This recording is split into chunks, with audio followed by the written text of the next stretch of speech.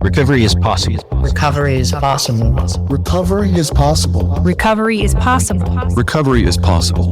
Recovery dialogues and sober stories.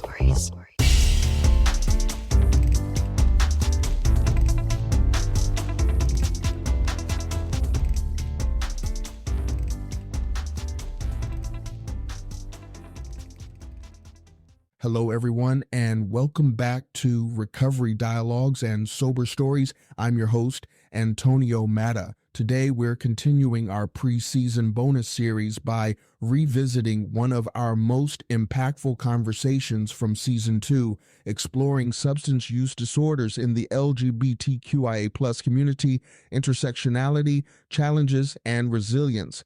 In that episode, we sat down with the insightful Daniel Ingersoll, a certified substance use disorder counselor with a wealth of experience in addiction recovery and mental health. Daniel shared profound insights into the unique challenges the LGBTQIA community faces regarding substance misuse and mental health.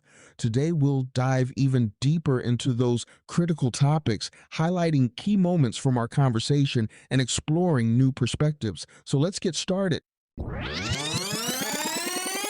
When you're constantly bombarded with messages that your identity is different or not the norm, it leads to a profound sense of isolation and also a relentless pursuit to conform.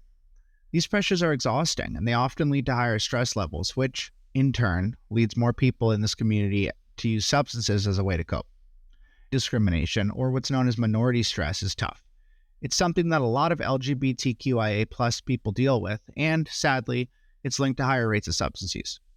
Myers' research in the Psychological Bulletin really hones in on this, showing how these stressors contribute to health issues, including substance use. Internalized stigma is another big one. Many in this community internalize negative messages about their identities, leading to a lot of internal conflict. This kind of self-stigma is tied to increased substance use. Navigating the complexities of identity can be daunting, especially with societal pressures bearing down on LGBTQIA+ individuals. These pressures, often manifesting as discrimination and internalized stigma, have profound impacts on mental health and substance misuse. It's not just about facing overt acts of prejudice. It's about the subtle, insidious biases that seep into everyday life. Research highlights that LGBTQIA+ individuals face higher rates of mental health disorders and substance misuse compared to their heterosexual and cisgender peers. This disparity isn't incidental. It's a byproduct of the relentless stress associated with societal discrimination. The minority stress model provides valuable insights here, showing how unique stressors like prejudice and internalized stigma can lead to anxiety, depression, and substance misuse as coping mechanisms. Consider the journey of transgender individuals who might turn to substances to deal with the harsh realities of trans-specific discrimination, such as transphobia and gender-based abuse. These challenges highlight significant barriers to accessing mental health services, often exacerbating their struggles. Paradoxically, healthcare environments can perpetuate these biases, leading to reluctance in seeking necessary care. Imagine the courage required to share one's true self with healthcare providers amid fears of discrimination. This fear can hinder access to mental health and substance abuse treatment, creating a cycle where untreated issues escalate. Intersectionality further complicates these narratives. For those with multiple marginalized identities, like bisexual individuals, the compounded discrimination can intensify mental health challenges and substance misuse. First up, let's talk about minority stress. Imagine this extra layer of stress, kind of like a heavy backpack that you're carrying around just because you're part of a stigmatized group. Then you've got the whole journey of figuring out who you are. This can be a massive adventure for many. This path can be super isolating, especially if you're feeling like you're the only one walking it. That kind of solitude, or just the struggle to find your place, can lead to some people to lean on substances.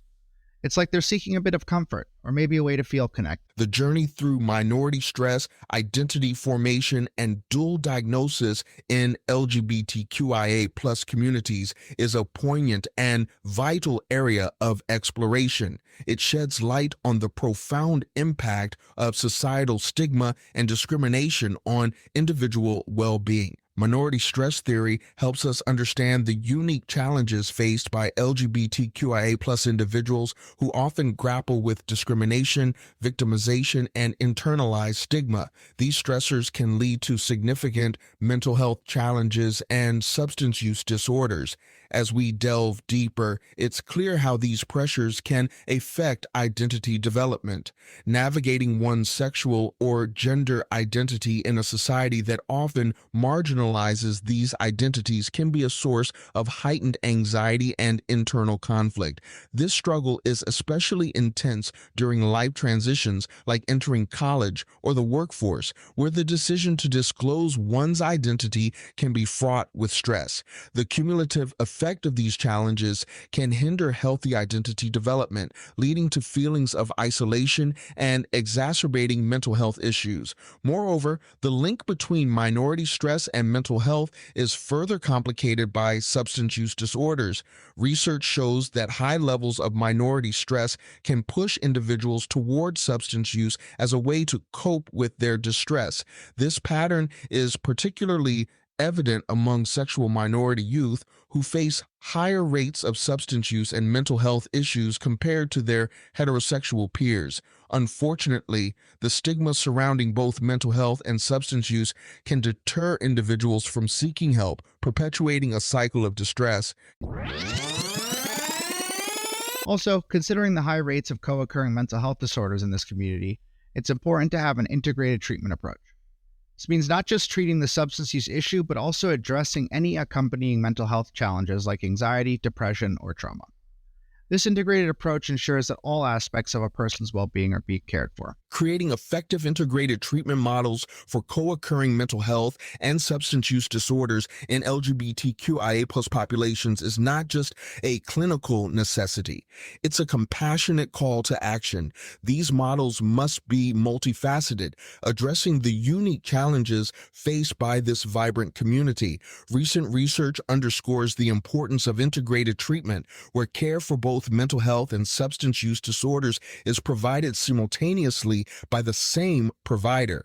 This approach not only improves outcomes but also acknowledges the intricate relationship between mental health issues and substance use, especially in LGBTQIA plus individuals who often face heightened stigma and discrimination. One of the significant hurdles in effective treatment is the fragmentation of services.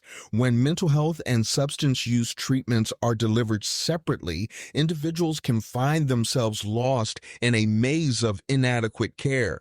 Integrated treatment models bridge this gap, ensuring clinicians can address both disorders concurrently. This holistic approach reduces the risk of patients slipping through the cracks and has been shown to decrease hospitalization rates and overall healthcare costs, making it a financially viable option for providers. Incorporating trauma-informed care is essential, as many LGBTQIA plus individuals have experienced trauma related to their sexual orientation or gender identity. Trauma-informed approaches recognize the profound impact of trauma on mental health and substance use, allowing for more empathetic and effective treatment strategies. Cognitive behavioral therapy, particularly when tailored to address co-occurring PTSD and substance use disorders, empowers individuals to develop coping strategies and tackle the underlying issues driving their substance use. Harm reduction strategies are also vital. These approaches focus on minimizing the negative consequences of substance use rather than solely aiming for abstinence. This can be especially beneficial for those who may not be ready or willing to stop using substances altogether. By providing a non-judgmental framework, harm reduction encourages engagement with healthcare services and supports individuals in seeking help for their co-occurring disorders. Addressing systemic barriers, such as financial constraints and the lack of access to culturally competent care, is crucial for the success of integrated treatment models. Financial and administrative obstacles often impede the delivery of effective services. Advocacy for policy changes that promote the integration of mental health and substance use services alongside increased funding for LGBTQIA+ specific programs is essential for improving treatment accessibility and quality. In addressing the specific areas of concern for accessible and available treatment for the LGBTQIA+ community, the financial barrier is probably the largest one I see today. Many individuals in this community, and in the country as a whole, don't have adequate health insurance, which limits their access to quality substance abuse treatment and mental health care. Additionally, there's a need for more mental health care providers who are educated and informed about the unique challenges faced by the community. Enhancing access to culturally competent mental health and addiction services for LGBTQIA+ individuals is both a challenge and an opportunity to make meaningful change.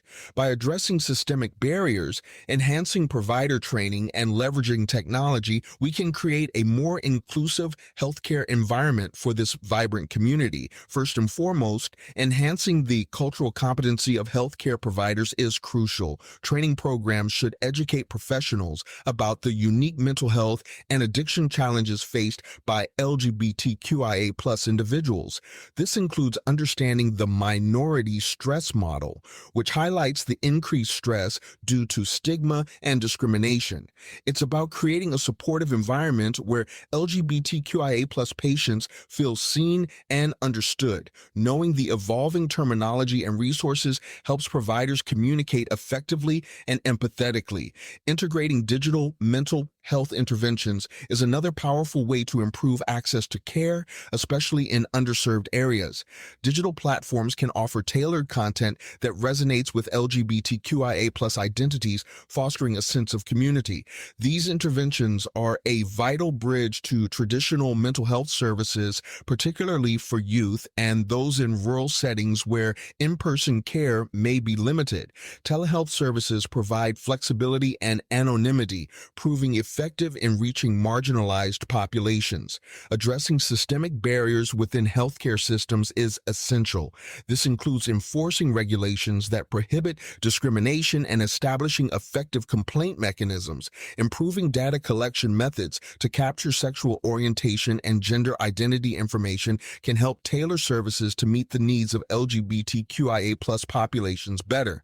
By ensuring adequate representation of health data, providers can advocate for necessary policy changes to enhance accessibility. Creating supportive environments within educational institutions is also vital for addressing the mental health needs of LGBTQIA+ youth. Implementing a multi-tiered system of support in schools can enhance the overall climate, promoting prevention and intervention strategies that are affirming and inclusive. Schools can be critical access points for mental health services and training staff to recognize and address the unique challenges faced by LGBTQIA+ youth can foster a more supportive atmosphere.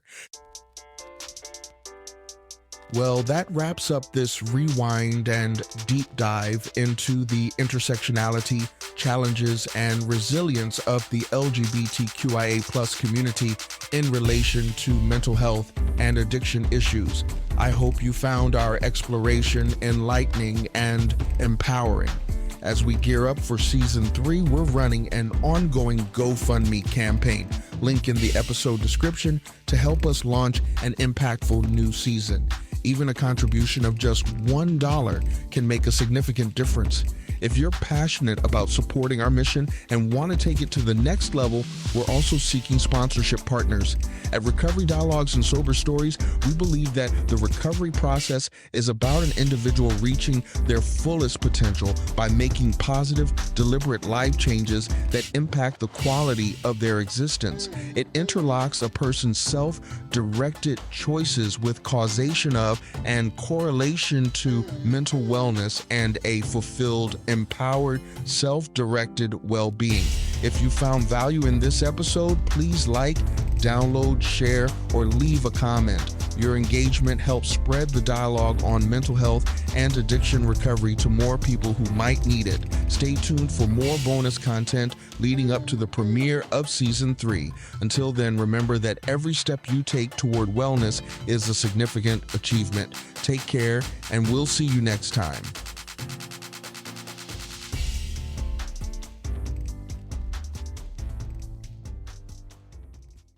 Recovery is possible. Recovery is possible.